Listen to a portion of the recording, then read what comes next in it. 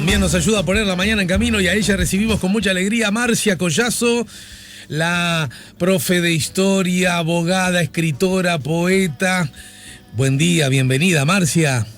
Buen día, Alejandro. ¿Cómo estás? ¿Cómo está toda la audiencia? Hoy rumbiamos para el lado de Purificación, entonces, doña.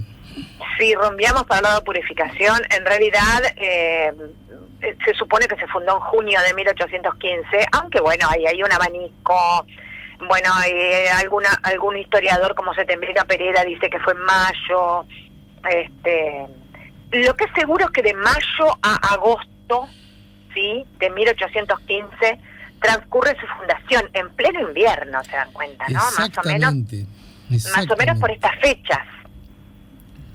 Imaginemos entonces lo que habrá sido allá en la zona de Paysandú, en el Hervidero, en realidad exactamente en el Hervidero, que es unos 100 kilómetros de Paysandú, lo que habrá sido entonces el frío, ¿verdad? Pero también el calor revolucionario de estas gentes, de estos orientales, ¿no?, que deciden fundar una villa con pretensiones, no voy a decir con pretensiones urbanísticas, pero sí con pretensiones revolucionarias, ideológicas, y además federales en el mejor sentido de la palabra, porque ya a esta altura, 1815, Artigas está delineando con mucha fuerza y con mucha precisión su Liga Federal de los Pueblos Libres, y si uno se fija en el mapa, Purificación es un centro neurálgico, ¿sí? Es un centro estratégico, es un centro geopolítico. No lo eligió casualmente. O sea, la ubicación tenía que ver con ese proyecto, con ese plan. Por supuesto, la ubicación tenía que ver con un lugar estratégico desde el cual pudieran partir directivas, ordenanzas, comunicaciones de toda índole con el resto de las provincias, pero que a su vez pudieran llegar desde todos los puntos. Estamos hablando de un lugar geopolítico, estratégico. Una vez más, entonces, es bueno, creo yo, es saludable volver a estos temas históricos para reconsiderar la figura de José Artigas desde otro lugar, no desde el monumento, no desde el prócer, no desde el bronce, que en realidad no sirven de mucho, yo diría de casi nada, a los efectos de los objetivos de un mensaje que no tiene por qué ser un mensaje apologético tampoco. Yo creo que en todo caso a José Artigas lo elegimos todos los días, las diferentes generaciones de orientales, como nuestro, de repente, prócer, en el sentido de fusión de identidades y fusión de objetivos, en fin. No voy a entrar en eso ahora porque me llevaría toda la columna, pero sí me parece necesario reconsiderar su figura por afuera de la sacralización oficial. La sacralización oficial realmente tapa y oscurece a los personajes históricos. Entonces, esta dimensión de José Artigas como estadista la va a demostrar justamente en Purificación y desde Purificación. Y va a ser el momento crucial de la revolución, además. El momento, si se quiere, del cenit, del poder de Artigas. Luego todo va a empezar a declinar, todo va a empezar a decaer, hasta que llegamos a la encarnación de José Artigas en Paraguay, que no fue precisamente un exilio en un comienzo, pero bueno, Purificación. En todo caso, además, Purificación, creo que algo adelantabas vos, tiene además el privilegio de que ha contado con crónicas de visitantes, ¿no? Claro, porque justamente Purificación, al ser no solamente un cuartel general, que lo fue, pero al ser también una villa, y una villa muy particular, porque incluía no solamente habitantes propios del lugar, sino que incluía a los que tenían que ser purificados, de ahí viene el nombre. Hay dos grandes interpretaciones sobre el nombre de Purificación. Yo voy a mencionar la que yo entiendo que es la más correcta. Purificación viene en realidad de una una expresión, ¿no?, que ya existía en España, que fue a partir de 1808 fue vulgarizada y luego la toman las Cortes de Cádiz, que era llevar a un lugar determinado, a un reducto, a un gueto, a un poco menos que un campo de concentración, llevar a los enemigos de determinada causa ideológica. Ajá. En el caso de las Cortes, en el caso de las Cortes de Cádiz, era llevar a los que eran pro-bonapartistas, pro-franceses. Entiendo. Entonces, los recluían ahí para purificarlos, entre comillas, no necesariamente para matarlos o para torturarlos.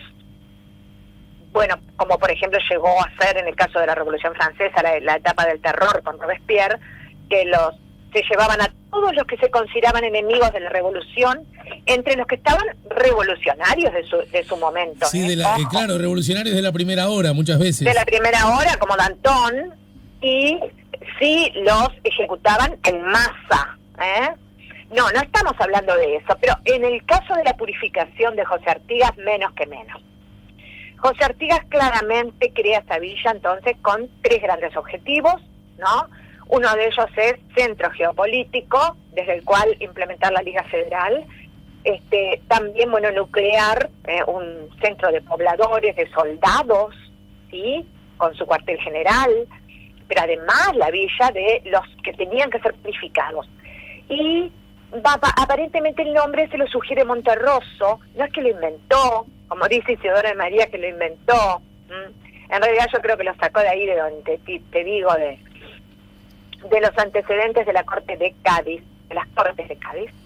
Y muy bien, Artigas empieza a mandar providencias, empieza a mandar órdenes a los cabildos, porque además se les venía la amenaza, ahora sí, de una posible expedición española, a cargo del militar Morillo. Por lo cual Artigas decide remitir a los contrarios al artiguismo a esa villa de purificación, porque podían llegar a ser probables agentes de una contrarrevolución. Entonces le manda a decir a los cabildos que tomen providencias, mira vos, ¿sobre quiénes?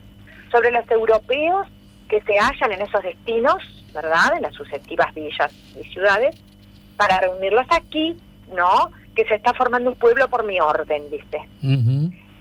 Mándeme usted a aquellos que por su influjo e intereses serán tenaces en hacernos la guerra.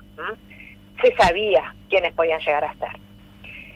Y todavía agrega, del mismo modo me remitirá usted cualquier americano. Así que estamos incluyendo europeos y americanos. Malos europeos, peores americanos, ¿no? Dijera José Artigas. Sí, claro, la famosa frase. No, del mismo modo me remitirá usted cualquier americano que por su obstinación o por otro grave motivo fuese perturbador del orden social y sosiego público. ¿Para qué? Para su purificación. Bueno, por supuesto, Artigas dice, tengan entendido que allí van a subsistir para siempre. Ya ese para siempre es terrible, ¿no? Pero agrega, no se les prohibirá que puedan conducirse a su costa con familia e intereses los que deseen, debiendo venir bajo alguna seguridad, es decir, custodiados. Se les permitirá entonces tener familia e intereses, o sea, seguir conduciendo algún tipo de negocios, y venir bajo alguna seguridad. La realidad de las cosas es que de los, ponele de 100 personas que tenían en la lista, habrán llegado con suerte 5, 10. Porque por el camino iban comprando su huida, o directamente antes de ser conducidos ya lograban evadir la orden. La cosa es que más allá de eso, que en realidad es lo que menor relevancia tiene, lo cuento más bien si se quiere de una manera anecdótica. Bueno, está por supuesto el espíritu humanista de Artigas, que podía haberlos llevado para matarlos, para fusilarlos, y que nunca lo pensó siquiera, y que si lo comparamos con Bolívar, los malos europeos y peores americanos, en el caso de Bolívar, durante su decreto de guerra-muerte, fue exactamente al revés. Bolívar dijo, europeos, contad con la muerte aún siendo inocentes, americanos, contad con la vida aún siendo culpables. Así que simplemente quiero rescatar esa comparación. Y bueno, ¿qué es lo que resaltamos entonces de purificación? ¿Qué es lo que más importa? Es justamente la labor de Artigas como estadista.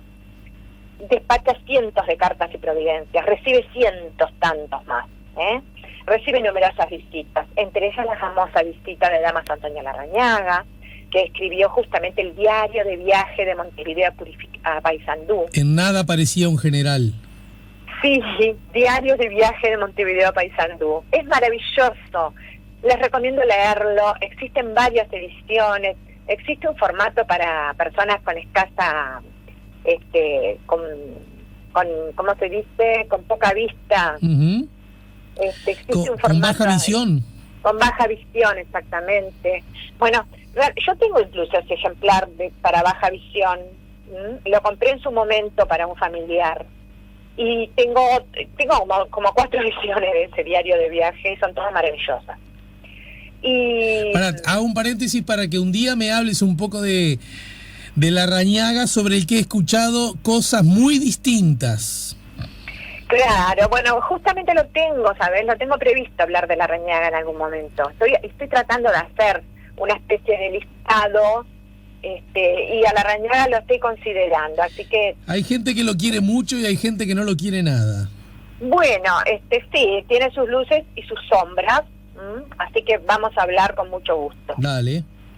Y bueno, en cuanto a purificación, no fue un simple caserío. Te cuento como anécdota que en su momento, no hace tanto, se formó una comisión investigadora para dar con el lugar exacto en donde habría estado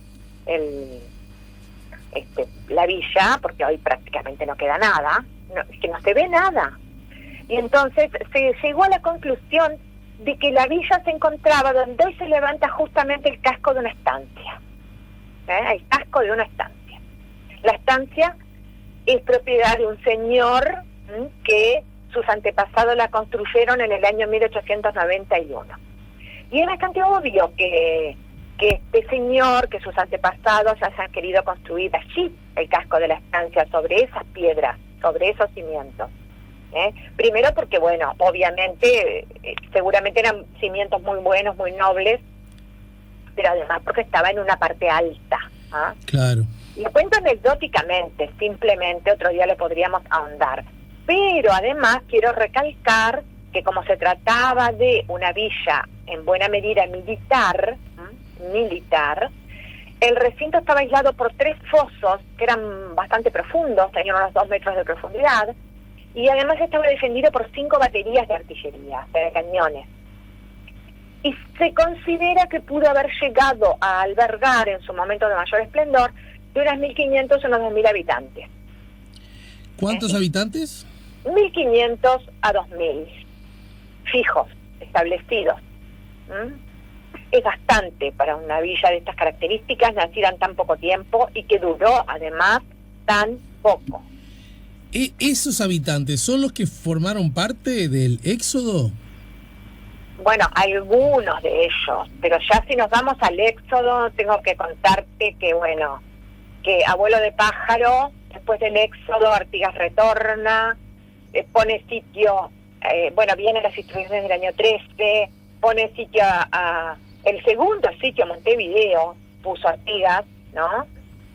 Puso Artigas junto con las fuerzas del directorio porteño, segundo sitio de Montevideo, porque de alguna manera tenía que caer el gobierno español en Montevideo. Bueno, ahí empezaron unas diferencias terribles con los porteños, entre otras cosas porque rechazaron las instrucciones del año 13, rechazaron a los diputados, bueno, fue tremendo. Y Artigas abandona subrepticiamente ese sitio en 1814, en lo que se llamó la Marcha Secreta. Uh-huh. A partir de ahí, a partir de enero de 1814 hasta, digamos, junio de 1815, Artigas se va a dedicar a cimentar su proyecto geopolítico de la Liga Federal. ¿Tá? Y ahí volvemos a encontrarlo en purificación. Bien. Purificación que, como dijimos, es en el 1815. Claro, Artigas se va el 20 de enero de 1814 del sitio. Se va en secreto, lo cual fue criticadísimo, por supuesto, por haber hecho esto. Criticadísimo más que nada por los propios porteños, que al final logran entrar en Montevideo, entran en Montevideo en junio de 1814. Eso es otra cosa que podríamos contar, lo que pasa cuando entran los porteños en Montevideo, que fue impresionante porque depredaron a la ciudad antes de retirarse, porque luego la entregan a manos de los orientales en 1815. Por eso te digo que 1815 es el apogeo de la revolución, no solamente por la dimensión de Artigas como estadista, por la fundación de Purificación, por el reglamento de tierras de 1815, del cual ya hablaremos también, sino además porque es la única vez en que se les entrega la ciudad de Montevideo a los orientales. Entran como dueños, entran como triunfadores. No entra José Artigas, entra en su lugar Fernando Otorgués. Eso es otro capítulo aparte que podríamos pensar por qué Artigas no quiso entrar en persona en Montevideo, seguramente porque sus muchas ocupaciones políticas en el marco de la Liga Federal se lo impedían, y entonces manda a Fernando Otorgués, y los porteños hacen una depredación tremenda de la ciudad antes de retirarse, se llevan de todo, hasta se llevan la imprenta, la famosa imprenta que en su momento había donado la reina Carlota Joaquina, ¿verdad?, de Portugal. En fin, también los maldijo el destino, porque en su codicia se llevaron toda la pólvora de las Santa Bárbaras, es decir, de los depósitos de pólvora de la Ciudad Vieja, y en un momento dado una pala produjo una chispa. Mira. Y voló literalmente uno de esos depósitos por los aires, matando a algunas personas. Bueno, la cosa es que, ya te digo, 1815 es el apogeo de la revolución.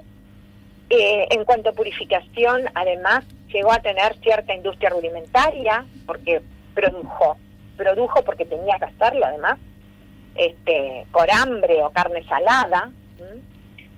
Se vendían hasta cebo, crin y madera, y por supuesto se vendían cueros. Algunos de ellos con destino a Montevideo y otros puntos, otros con destino a el comercio con los ingleses. Bueno, ahí se supone que Artigas se casa con Melchora Cuenca, un casamiento que ha sido por algunos puesto en entredicho, puesto que él, es decir, su legítima esposa Rafaela Villagrán seguía con vida. Ajá. Bueno, en este sentido, como hay dos bibliotecas y no hay documentos que lo respalden. ¿Tú qué sospechas? Bueno, es decir, yo creo que tal vez sí se casó, pero primero tuvo que haberse producido una anulación de su matrimonio con Rosalía. Pero en realidad yo no puedo aventurar una respuesta porque no existen los documentos probatorios, y el hecho de que no existan se debe también al drama de las circunstancias históricas, porque muchísimos archivos de la parroquia de Purificación, estoy hablando de bautismos, casamientos, porque los hubo muchos, defunciones, bueno, todo eso se perdió en las apuradas, en las sucesivas marchas y contramarchas, en las que hubo que abandonar Purificación a las corridas, sí, para refugiarse en Arroyo de la China, porque se les venían los portugueses. Estamos hablando de una época de mucho drama para nuestra tierra. Y en esas marchas y contramarchas iba el archivo de la parroquia. Y es probable que se haya perdido, porque no es que se perdió únicamente la supuesta partida de matrimonio de José Artigas. No, se perdió casi toda la documentación. Yo tengo la tesis de que una parte de esa documentación podría haber quedado en Entre Ríos. He ido a Entre Ríos. Incluso fui a presentar la novela Amores y Marrones, recibiendo, te voy a decir, porque se publicó en Argentina esa novela, a instancias de los propios argentinos, además, con grandes muestras de afecto por parte de la gente. Yo recuerdo mi estadía en Entre Ríos con un afecto y un sentimiento verdaderamente conmovedor. Bueno, y en una de las instancias de la presentación de esa novela, sostuve la tesis de que era probable que el archivo documental de purificación, que tiene que haber existido, que en buena medida haya quedado en Entre Ríos. Se me dijo que sí, que era probable, pero había que hacer una labor de investigación que por el momento no se ha acometido. Uh-huh. Bueno. Eso fue en la presentación que hiciste de tu libro, ¿cuándo? En el año 2013, cuando alguien leyó Amores Cimarrones porque lo compró en Paysandú. Perdón, que me tomé un mate porque toda la garganta la misma. Bien, tenés derecho. Alguien leyó esa novela, Amores Cimarrones, porque la compró en Paysandú, y se puso en contacto con la editorial, y bueno, y una cosa llevó a la otra, y al final en Concepción del Uruguay, Entre Ríos, surgió el deseo de publicarla. Se publicó en una edición muy noble, hermosa edición, que no la tengo acá a la vista porque si no ya les decía incluso de quién era la tapa. La tapa es de una pintora entrerriana. Bien. Bueno, y se me dijo justamente eso, ¿no?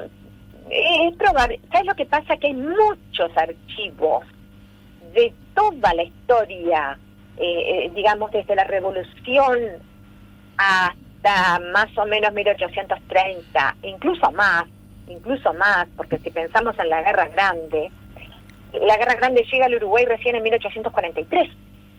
Mientras tanto, transcurrió en territorio argentino. ¿Vos te acordás de aquella famosa carta en la que Rivera declara intención de matar a Artigas? Sí. Bueno, en la que carta, supuestamente Rivera se ofrecía para matar a Artigas, ¿no? Rivera decía, sí, pero más que nada Rivera decía que era necesario terminar con Artigas, y en algún momento podemos hablar de eso. Esa carta es conocida desde siempre, no es que se descubrió de golpe hace, no sé, 10 años, pero a lo que voy es a que sí, uno de los historiadores que la puso sobre el tapete hace poco, tuvo el mérito de haber encontrado el original en uno de los archivos. Creo que fue en Santa Fe. No lo tengo tampoco a la vista. Lo que quiero decir con esto es que la labor de investigación todavía está por hacerse, en buena medida. O sea que todavía hay mucho por hacer en ese sentido. Sí, se ha hecho mucho, pero también quedan muchas cosas por hacer.